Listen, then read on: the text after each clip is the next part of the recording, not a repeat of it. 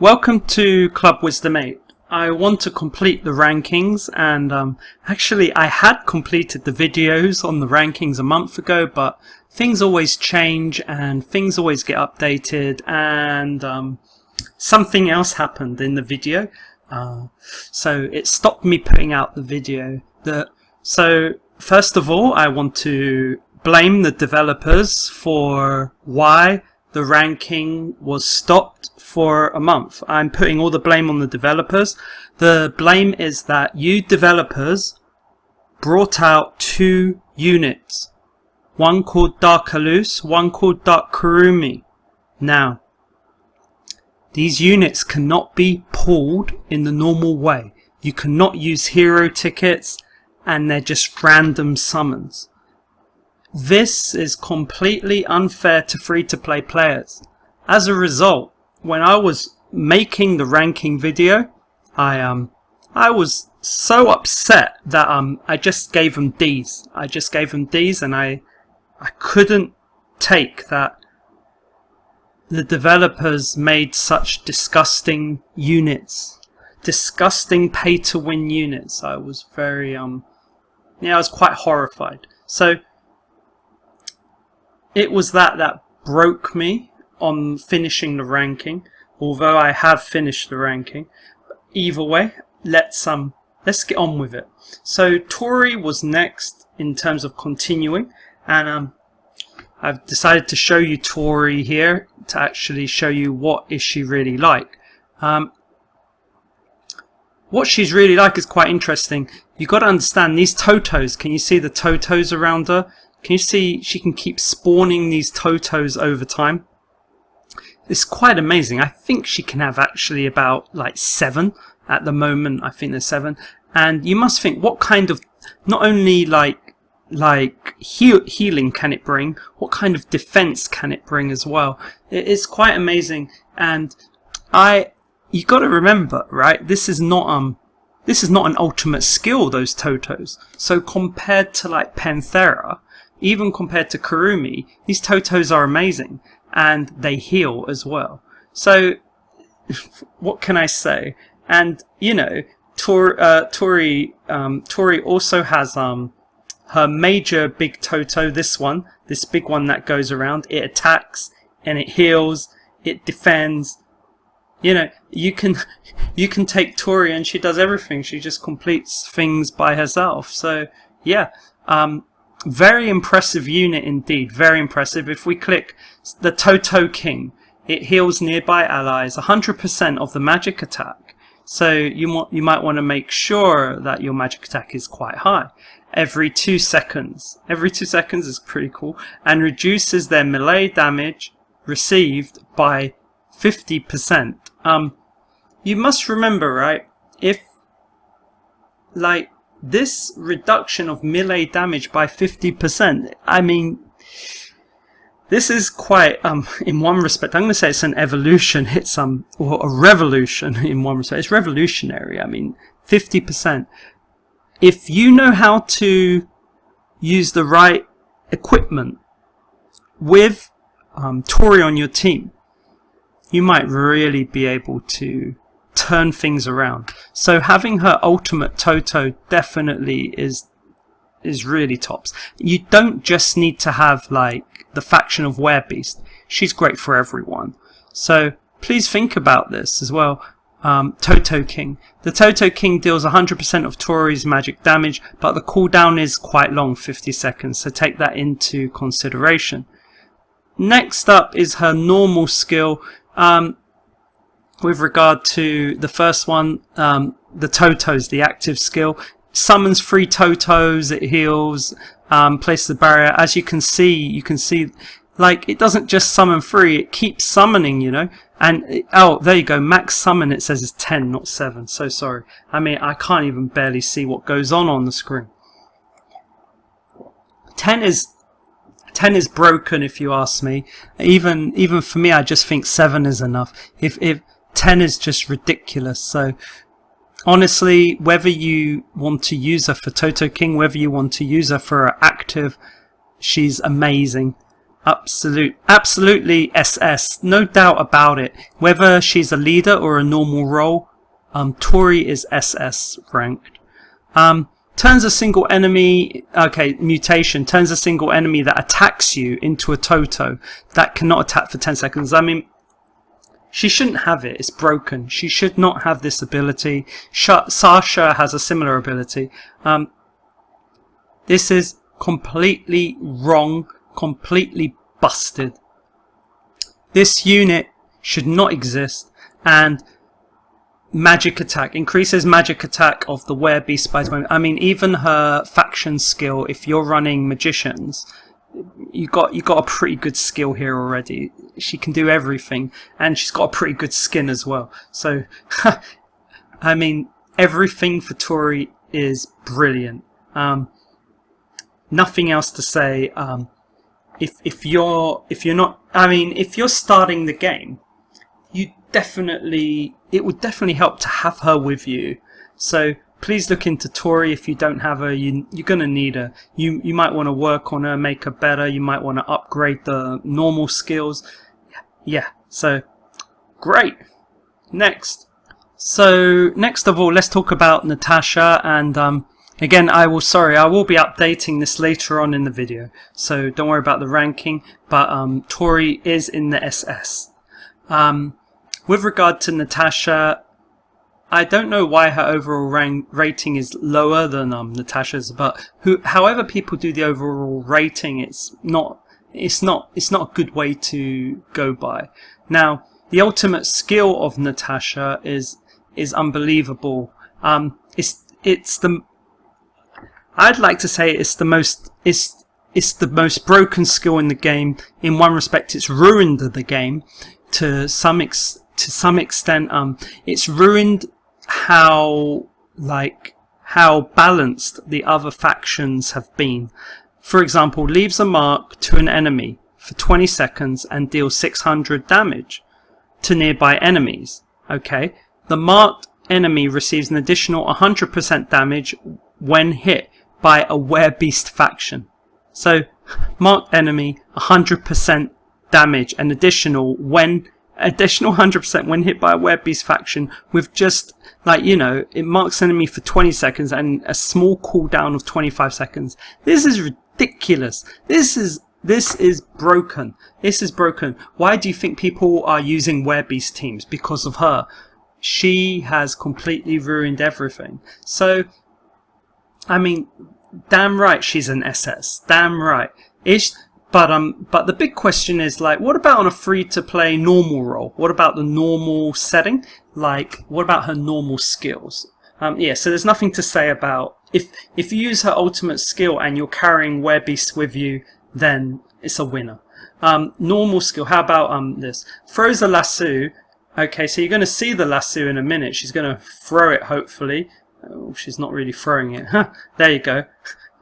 It's supposed to pull them, but her lasso just killed them instead. Dealing 590% physical damage and stunning them for 6 seconds. Look at that stun. Look at that stun. 6 second stun. It's ridiculous. Targets distant enemies first. Cooldown 15.5 seconds.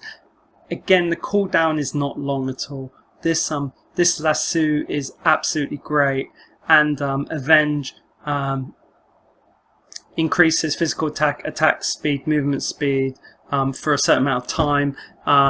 Yeah, and for 180 seconds every time your ally unit dies, stacks up to 10 times. So if people in your team die, she gets this amazing buff, and it just gets a bit too much, So go and let me just step back a bit. Let me step back a bit to Tori. Let me just say, sorry, I didn't talk about it, but Tori, I want to talk about the, soul weapon, which I clearly have forgotten where the soul weapon goes. I think it's here. Okay, so I want to start with Tori's. I forgot which one Tori's was. That one, maybe? That one, yeah. Okay, so when Tori's passive skill activates, increases the magic attack by an additional 3%. Any additional increase in magic attack is good, like for buffing her units and Toto Kings, etc. But and buffing her healing. Now +5. Remember, I've gone back to Tori quickly. Hurry up, Toto. When your HP drops to 50% or less, and if you have a fallen ally, resets Tori's active skill. Now, if someone dies and it resets the Toto King, that has a cooldown of 50 seconds. This is excellent. And you must remember, in combination with Natasha, the Avenge of Natasha increases while Tori's Toto King comes back. So I think up to +5 is very, very good for Tori. Now, I want you to keep that in consideration. So if we go back to Natasha, her soul weapon is a bit of a weird one here. It's that one, isn't it?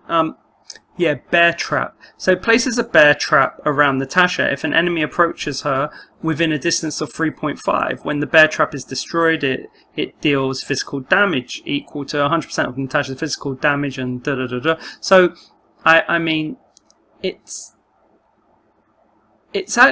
quite nice, like, to read, but some people are against it because there are some issues with regard to, does it mess about with Natasha's actual, like, ability? In general, yeah, it's a hard one. I don't really focus on, like, can I prove that the bear trap slows Natasha down? Can I prove that it causes any problems with her ultimate? I can't completely prove it, but some people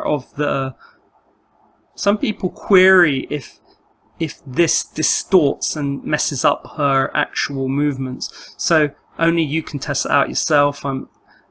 For me, I just use it. I don't really care too much. I don't think the +5 special option is anything amazing. But I've been querying this +10 emergency evasion. When an enemy approaches within a distance of 3, shoots an arrow to deal 200% physical damage, and yeah, gets away from the enemy. Cooldown is very short, 7 seconds.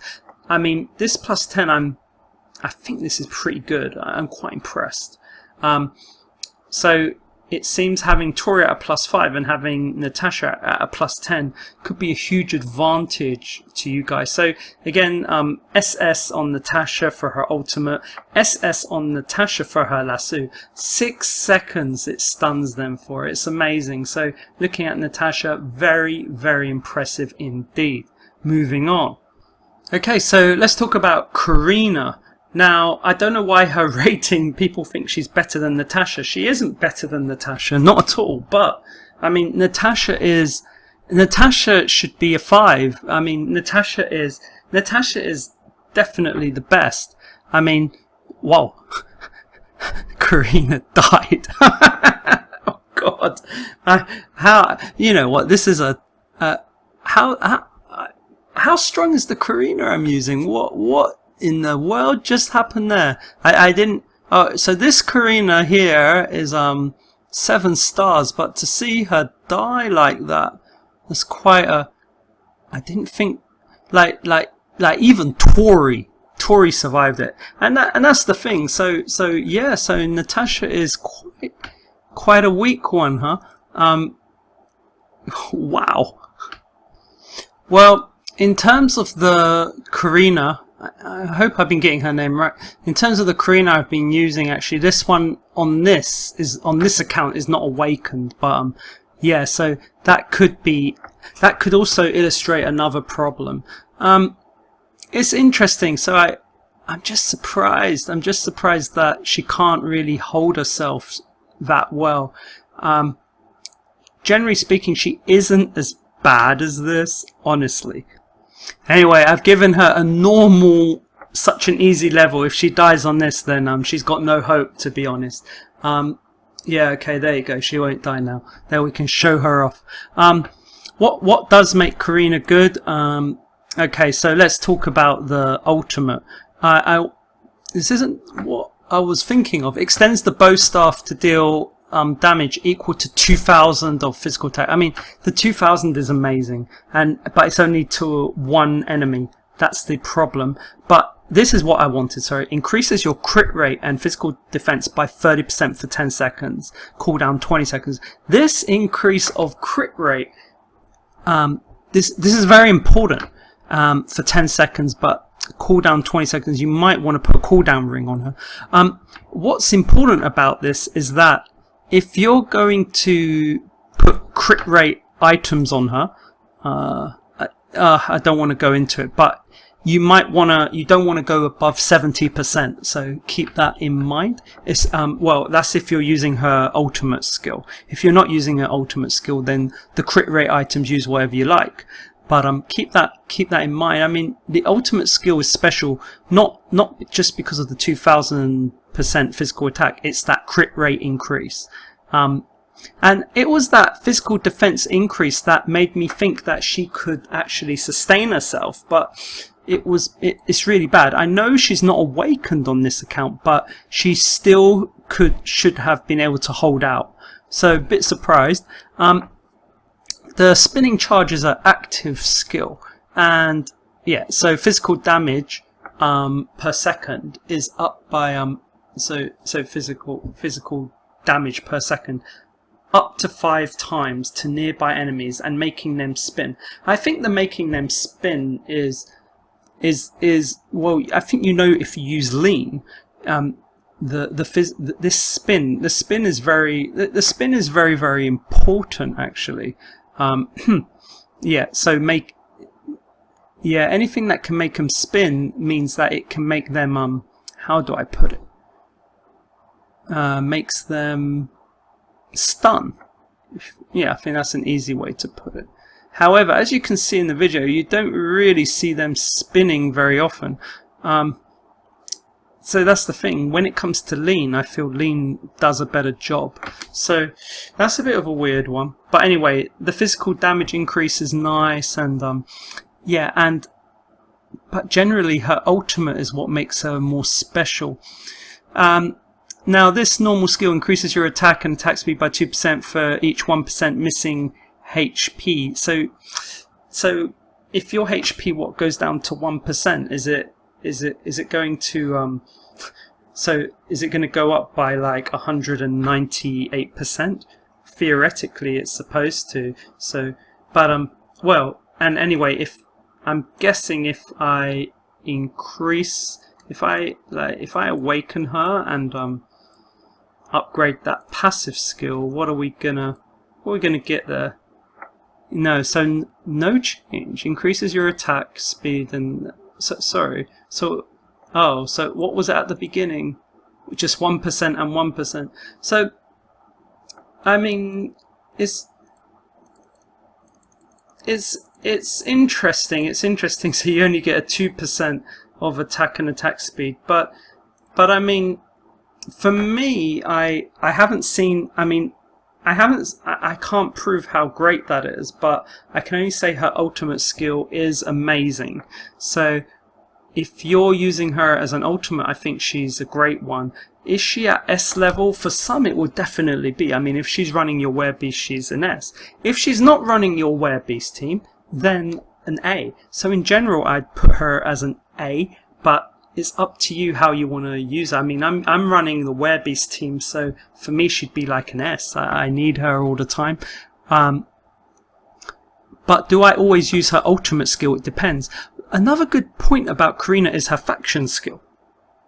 So increases physical attack. So now this physical attack by 20%. This could work really well. I know Natasha's faction is also good because it raises crit rate, but it depends how much crit rate stuff you have. At the beginning of the game, Karina's faction skill will be much better than Natasha's.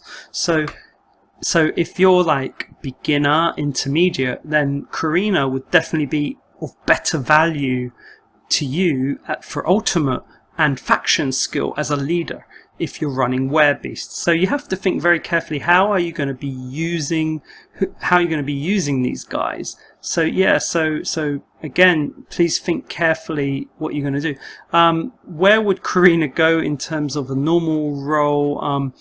It's difficult. It's a difficult one. I think I'll put her somewhere later, but I don't know. Would she fall to a B?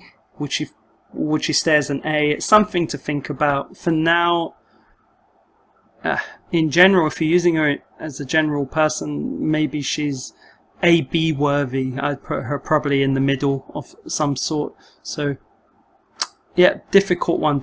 But is she better than Sean? In general, in one respect, she is, but it depends how you use Sean. But yeah, probably is. So there's a lot of rearranging I'm going to have to do here. Is she better than Bella? Well, Bella has a special buff, so maybe in one respect she is, in one respect she's not. So a lot of things to think about. Let's move on.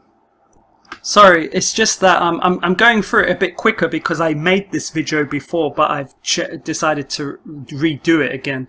I forgot to say her soul weapon, Karina's soul weapon, actually is pretty good. That it about the damage it will deal to an enemy for 15 seconds. I mean, it's good because it's level 1. You don't have to upgrade it to level 5, so it's actually quite nice to have it at the beginning. But do you need the level 5? Not really, probably. But it is a 10%. It's not like plus 10. So there is something good to a 10% increase of magic defense. Now, plus 10 special option, bounce away, reflects 30% of ranged damage you received for 10 seconds, and now it bounces it says, and it's ranged. Yeah, if your HP is lower than 60. So is your HP going to be lower than 60? Who knows? Perhaps. It's a difficult one. It's a hard one to know if you really want it, because generally speaking, reflect doesn't. You would think she would reflect 30%. And so of the damage, and they would get the 30%, but no, she'd reflect the 30% damage she's receiving, and then the other enemy would block it as well. That's why reflect armor in this game sucks. So if I were you, maybe I wouldn't put too much emphasis on her soul weapon. So again, certain things make her fall. Let's move on. So next, let's talk about Darker Loose, the one I gave a D to before. As you can see, on an account where I have like a 12-star. I mean, even this isn't my main account, but I mean, but on an account with a 12-star Natasha and only getting him to a 3-star, it's horrible.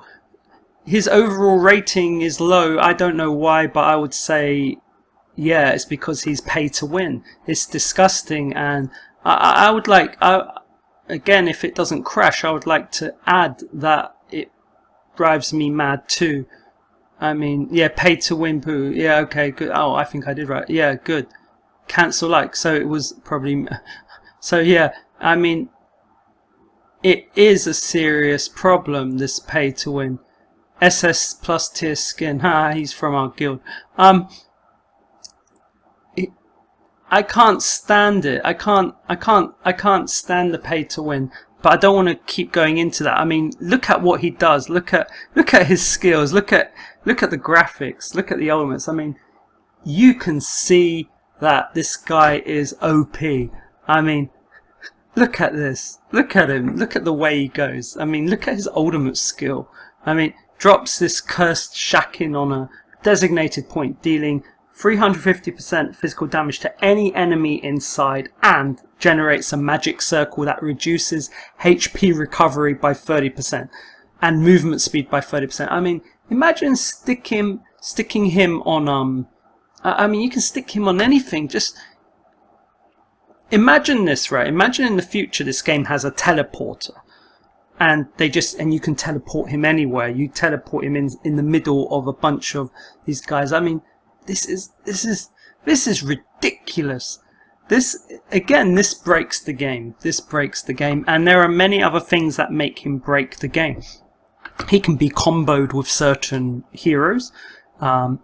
he can be used with certain heroes that are very powerful in healing to create this crazy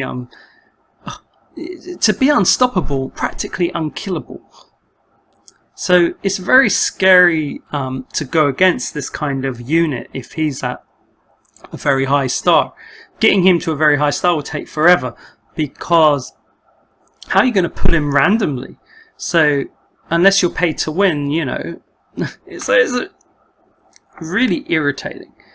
Yeah, anyway, there's more. While the magic circle lasts, a rain of blades falls, dealing 35% physical damage to enemies. I mean, that's not a lot, but we must remember he's already given 300% physical damage anyway. So but then he continues to give further damage. Now the cooldown is 26 seconds here. I'm not sure. Yeah, I'm guessing it will reduce. So again, that's a bit irritating, I'll be honest with you. I mean, where is it? So it's ultimate skill. Can I do anything? Here we go. So if we stick him at 6 stars, am I correct to say cooldown of 20 seconds? Ridiculously short cooldown. This guy is just too much. Active skill. Let's see what he can do at 21. Deals 350% physical damage to the enemy in front and summons a black hole, which is probably that one. The black hole explodes after 5 seconds. Okay, so dealing 1150% physical damage to the enemy at the center and disappears. It's a huge amount of damage, but the cooldown is quite long, thankfully. I mean, if the cooldown was short, this guy would be even more ridiculous. So at least it's a long cooldown. So the cooldown's not that great. So take that into consideration. Okay, let's look at this Dark Secret passive skill. So when your HP drops to 20% or less, recovers your HP by 12% every second for 8 seconds. Becomes immune to all effects. Now this is ridiculous. Immune to all effects, and increases physical defense and magic defense by 500% while you recover HP, so for that 8 seconds, but becomes incapacitated, so he's unable to move as well. So that's why if he has a healer around him, then he'll be fine. So cooldown is long, 50 seconds. It's a long cooldown. It's very difficult. But the point being is, if he's super powerful, if you have him very powerful, he's quite unstoppable. Even when he falls to under 20%, he'll be unstoppable. Except he stops. But either way, increases the Royam's. So the faction buff is an AoE damage reduction effect. I mean, you don't get that with other units, not that I remember. So he plays quite a specific role.